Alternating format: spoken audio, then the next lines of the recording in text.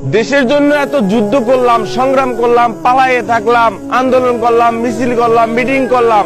দেশ যদি না চালাইতে পারেন তাহলে হাসিনাকে ডাইকে এনে হাসিনার কাছে দিয়ে দেন আবার। ডক্টর ইউনূসের পক্ষে যুদ্ধ করলাম, অথচ তারা আমার কথাই শুনলো না। আমার বাড়ি পড়ার 7 দিন পরেও এর বিচার পেলাম না। এর চেয়ে তো হাসিনাই ভালো ছিল। এবার আমি চেনাবো আমি কি জিনিস। এবার ডক্টর ইউনূস সহ আসিফ নাহিদকে সরাসরি ধুয়ে দিলেন কাফি।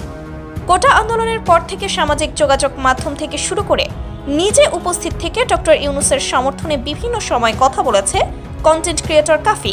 এমনকি ধানমন্ডি 32-এর বঙ্গবন্ধুর বাড়ি ভাঙার সময়ও সেখানে উল্লাস করেছিল কাফি।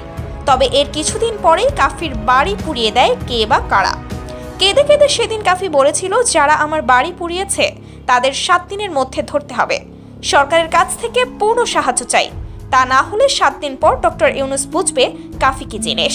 তবে 7 দিন পার হলেও কাফি কোনো বিচার পায়নি, বরং নিজের বাড়ি নিজে পুড়িয়েছে এমন কথা শুনতে হয়েছে তাকে। এবার বিচার না পেয়ে ডক্টর ইউনূস সহ উপদেষ্টাদের ধুয়ে দিল কাফি। তিনি বলেন, 7 দিনের সময় দিয়েছিলাম, কিন্তু তারা আমার কথাই শুনলো না। এর চেয়ে তো হাসিনাই ভালো ছিল। আলোচিত ঘটনাগুলোর অন্তত বিচার করত। ডক্টর ইউনূসের সময় তো আইন শৃঙ্খলা অবস্থার একদম বাজে অবস্থা। কাদের জন্য আমি এত কিছু করলাম এখন হাড়ে হাড়ে টের পাচ্ছি। সবার মুখোশ আমি খুলে দেব। এবার সবাই টের পাবে কাফি কি জিনিস। আর দেশ চালাতে না পারলে হাসিনাকে ডেকে আবার ক্ষমতা দিয়ে দেন, এসবের দরকার নেই।